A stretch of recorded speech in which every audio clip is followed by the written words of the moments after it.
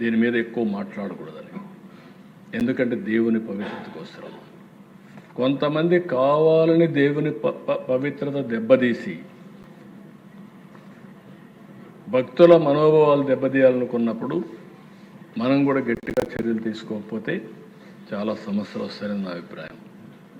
ఇప్పటి వరకు మీరు చూస్తే అధ్యక్ష, తిరుమల తిరుపతి దేవస్థానం నాకు తెలిసి కానీ తెలియకుండా నేను ఏ తప్పు చేయను.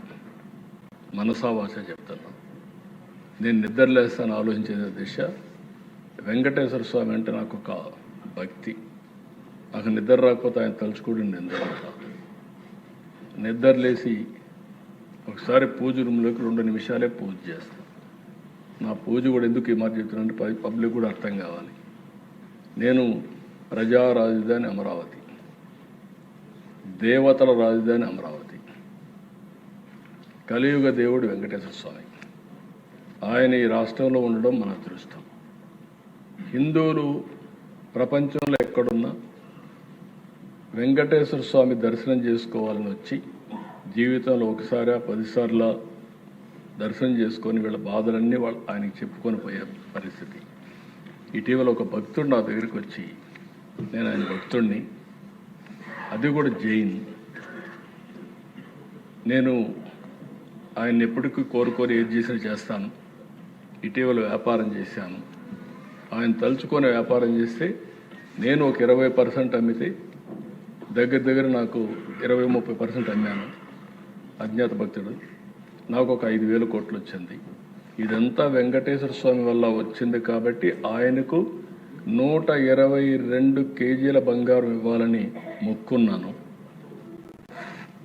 తిరుమలకి వచ్చి అడిగితే ప్రతిరోజు వెంకటేశ్వర స్వామి 121 కేజీల బంగారం పెట్టుకుంటాడని తెలిసింది. ఈ సందేశం సాక్షాత్ వెంకటేశ్వర స్వామి నాకు ఇచ్చాడని ఆ భక్తుడు చెప్పినప్పుడు ఎంత నమ్మకం ఉందో అర్థమైంది అధ్యక్ష. ఇది ఒక ఎగ్జాంపుల్ మాత్రం.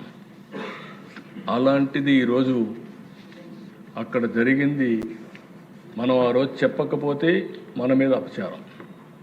రేపు ఏదైనా జరిగిందనుకోండి, మీరు ఎందుకు చెప్పలేదని చెప్పితే తిరిగి ఏ విధంగా వీళ్ళు ఆ అపవిత్రతను ఇంకా ఎక్కువ చేయడం కోసం ముందుకు తీసుకుపోవడం, ఇవన్నీ చేసే పరిస్థితికి వచ్చాను అధ్యక్ష.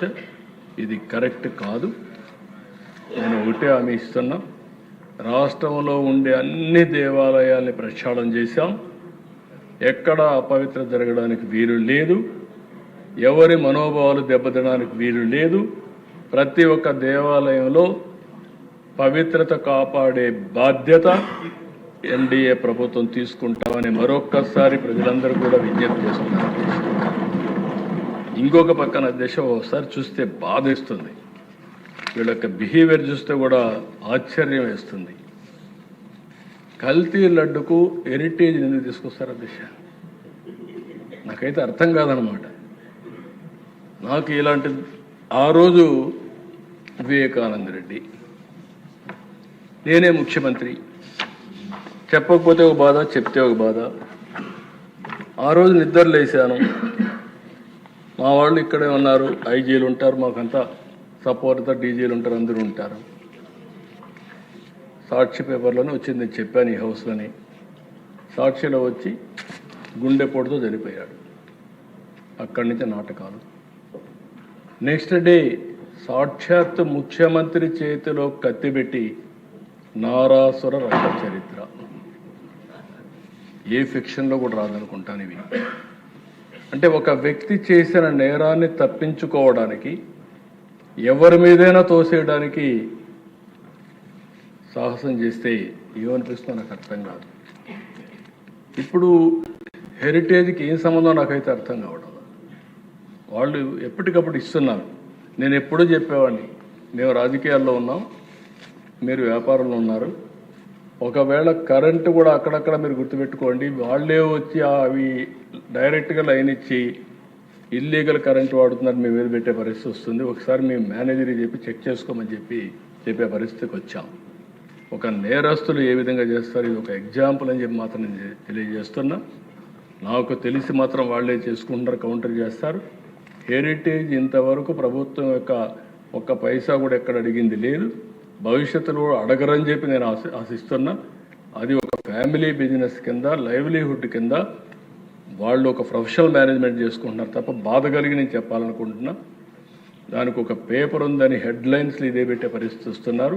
అంటే వీళ్ళకి ఏంటంటే డ్యామేజ్ చేయడం, బ్రాండ్ డ్యామేజ్ చేస్తే దానివల్ల వాళ్ళకి నష్టం వస్తుంది. నేను రాయలసీమలో ఒకప్పుడు చూసేవాడిని వేద్యాలు. ఆ సంస్కృతి కూడా తీసుకొచ్చింది ఎలాంటి వాళ్ళే తీసుకొచ్చారు. మనుషులు కొట్లాడుకుంటే దెబ్బలు తగులుతాయి, మళ్ళీ రికవర్ అవుతారు. వాళ్ళు పండించే పండ్ల తోటలు 10 ఏళ్ళు 8 ఏళ్ళు బాగా పంట వచ్చే ఆరెంజ్ చీనీ గార్డెన్లు నరికేసేవాడు, చీనీ చెట్లు నరికేసేవాడు.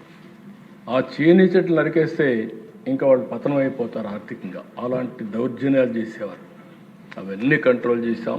ఇలాంటి పనిచేసే పరిస్థితికి వచ్చారు. ఇది కూడా నేను చాలా తీవ్రంగా ఖండిస్తున్నానని చెప్పి తెలియజేసుకుంటూ, అల్టిమేట్గా అధ్యక్ష నేను ఒకటే ఇక్కడ కోరుతున్నా మిమ్మల్ందరినీ, ఒక 10 ప్రిన్సిపల్స్తో ఈ ప్రభుత్వం ముందుకు పోతున్నాం. పేదరికం లేని సమాజం, ఉద్యోగ కల్పన, నైపుణ్యం, మానవుల అభివృద్ధి, నీటి భద్రత, వ్యవసాయ సాంకేతికత, అంతర్జాతీయ స్థాయి లాజిస్టిక్స్, ఇంధన వనరుల సమర్థత, వినియోగం, నాణ్యమైన ఉత్పత్తులు, బ్రాండింగ్, స్వచ్ఛాంధ్ర, డీప్ టెక్, ఇవన్నీ పెట్టుకొని ముందుకు పోతున్నాం. దీని ద్వారా నా ఆలోచన ఒకటే అధ్యక్ష, ప్రాసెస్ అన్నీ కూడా పర్ఫెక్ట్గా చేస్తున్నాం. ఫలితాలు ఇప్పుడిప్పుడే మెరుగైన ఫలితాలు వస్తున్నాయి. ఫలితాల్లో కూడా మీరు చూస్తే గ్రోత్ కూడా బాగా ఉంది. మీరు కూడా గుర్తుపెట్టుకోవాల్సింది 3 ప్రాంతాలకు 3 ఎకనామిక్ రీజియన్ తీసుకొచ్చాం, 5 జోన్స్ పెట్టాం, 175 నియోజకవర్గాలకు 175 ఎంఎస్ఎంఈ పార్కులు పెడుతున్నాం. ఇవన్నీ తీసుకొని నెక్స్ట్ 2047 స్వర్ణాంధ్ర, ఇది మీ అందరి మనసుల్లో ఉండాలి. ఈ స్వర్ణాంధ్ర లక్ష్యాలు మీరు చూస్తే అప్పటికి 5,80,00,000 పాపులేషన్, మీడియం ఏజ్ 40 ఏళ్ళు అవుతుంది. ఇప్పుడు 32.5 సంవత్సరాలు, లైఫ్ ఎక్స్పెక్టెన్సీ అప్పటికి 85, ఇప్పుడు 70 సంవత్సరాల 6 నెలలు. అర్బనైజ్డ్ పాపులేషన్ అప్పటికి 60%, ఇప్పుడు 36%. సోషల్ ప్రొఫైల్ వచ్చి 100% లిటరసీ రేట్, ఇప్పుడు 72. Female labour force participation 45.8 currently, ఇది 80% తీసుకెళ్ళాలి. అన్ఎంప్లాయ్మెంట్ రేట్ ఇప్పుడు 4%, అప్పటికి 2%కి రావాలి. Share of skilled work force in total work force 95%, ఇప్పుడు 20 నుంచి 30 వరకు ఉంది. ఎకనామిక్ ప్రొఫైల్ $2.2 ట్రిలియన్ ఎకానమీ, అంటే ఈరోజు 180 బిలియన్ కరెంట్లీ. దీని మీద పర్ క్యాపిటా ఇన్కమ్ $42,000, ఇప్పుడు $3,400. ఇంకో పక్క ఎక్స్పోర్ట్స్ వచ్చే $450 billion, $20.7 billion as on today. Renewable energy 75%, ఇప్పుడు 30-35% ఉంది.